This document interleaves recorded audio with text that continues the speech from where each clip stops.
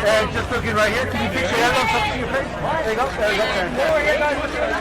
Brittany Plumber. Can I grab a single? Ronda for MMA right here, UFC, baby. Ronda, just start the front up. Help me, Ronda. Thank you.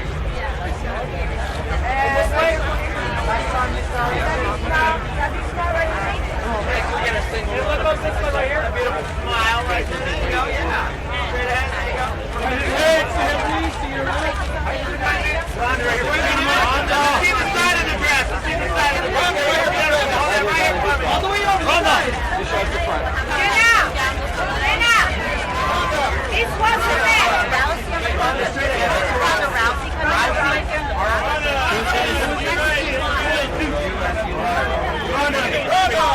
For UFC, baby.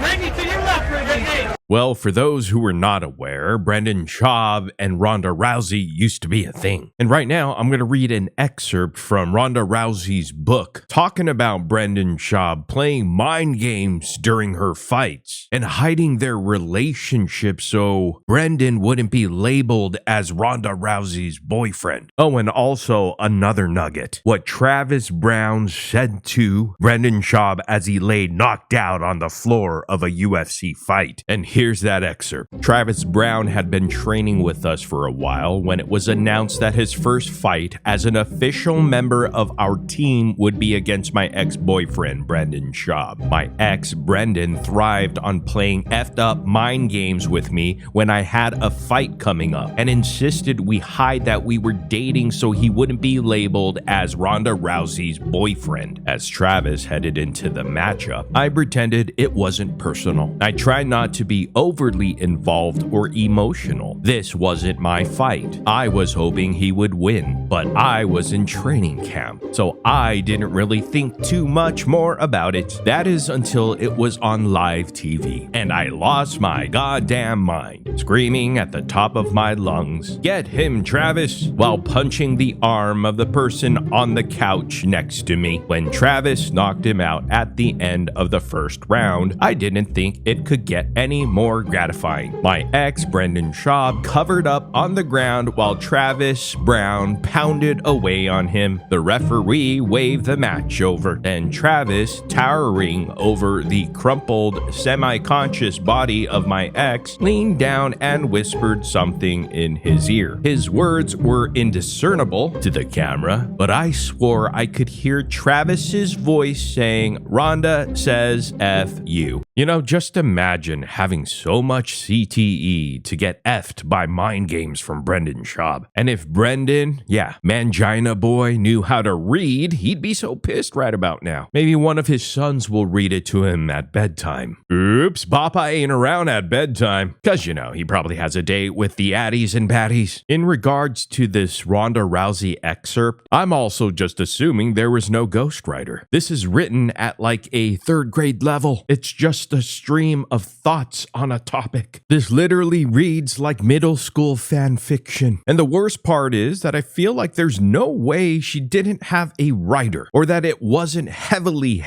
edited. Imagine being so bad at your job. You let this redacted shit get published as actual professionals in that industry. I mean, just take a look at that quote. "I agree," while punching the arm of the person on the couch next to me, end quote. And the crazy thing is that even if it were better writing, the editors would have dumbed it down to appease the average reader. I highly doubt this is the case though. What the hell books are you reading that are like this? Charlotte's Web? But let's face it, the average Ronda Rousey biography reader is gonna be a dimwit. Everyone that's not a professional writer has someone help write their book. It'd be dumb not to. She's a dullard who got punched in the face for money. It's not really surprising, right? I mean, come on, have you heard her talk? I saw a video clip of Ronda Rousey recently on some podcast, and honestly, it looked like she was slurring her words and sounded a bit punch drunk. And you know what's ironic? Ronda Rousey is dumb enough to date our boy Brendan Schaub, but she's smart enough to dump him. Look, I'm no fan of Ronda Rousey, and I agree that the writing is sloppy, but at least she won't be accused of using ghostwriters, because she's also known as a moron just like Bapa Bapa, but she didn't write any of this shit. But the ghost writers know the audience for a Ronda Rousey biography, so they needed to write it accordingly. And we all know that fateful night Ronda Rousey and Travis Browne fugged each other. You two rich, privileged fucks, come here. Ronda Rousey did a trug walk to Travis Browne's TRX. And good old Brendan Schaub, the marketing genius, didn't want to be known as Ronda Rousey's boyfriend. Possibly the most popular fighter in the world at one point. Looks like he learned from his mistake. Now Brendan's only known for being Joseph Rogan's biggest dig writer.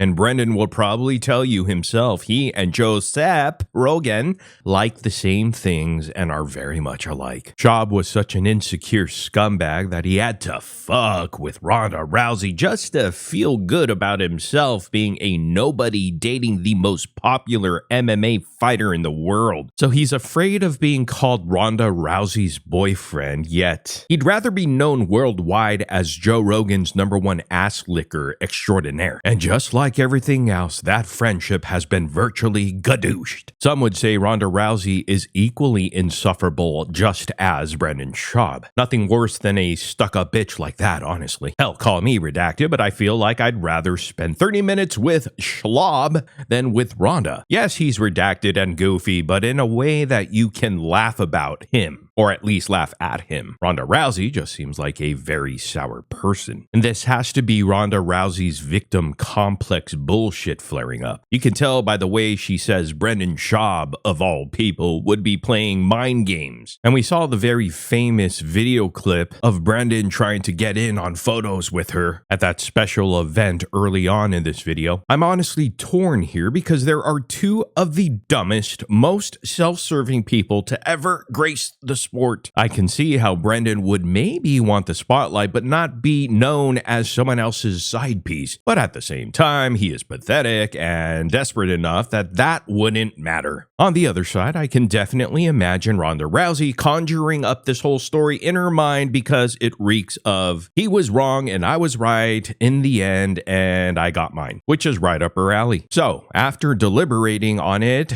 I can safely conclude I heard it both ways, B. Anyhow, let me know what y'all think in the comment section down below because that's what matters, even though we don't matter. But hey guys, do me a huge favor, hit the like and the subscribe button right now. We're on our way to 10K. I'm so happy. Thank you so much for helping me get there. Also, push that notification bell so you know when new videos come out. But I'll see you in the next video. Like, but the Balenciaga one, Jesus Christ.